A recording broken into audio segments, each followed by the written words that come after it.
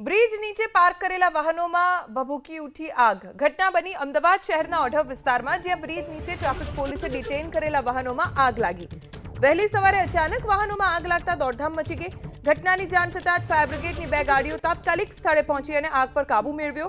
આગમાં કુલ 33 two wheeler અને 2 ગાડીઓ ખાક થઈ ગઈ છે, જેમાં 22 ડિટેઇન કરેલા વાહનો હતા, જ્યારે 11 ટુ વ્હીલર અન્ય લોકોને પાર્ક કરેલા હતા. હાલમાં વાહનોમાં આગ કેવી રીતે લાગી તે અંગે તપાસ ચાલુ છે.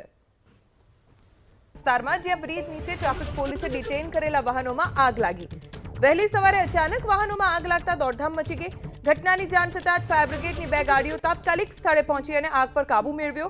આગમાં કુલ 33 ટુ વ્હીલર અને 2 ગાડીઓ ખાક થઈ ગઈ છે, જેમાં 22 ડિટેઇન કરેલા વાહનો હતા, જ્યારે 11 ટુ વ્હીલર અન્ય લોકોને પાર્ક કરેલા હતા. હાલમાં વાહનોમાં આગ કેવી રીતે લાગી તે અંગે તપાસ ચાલુ છે.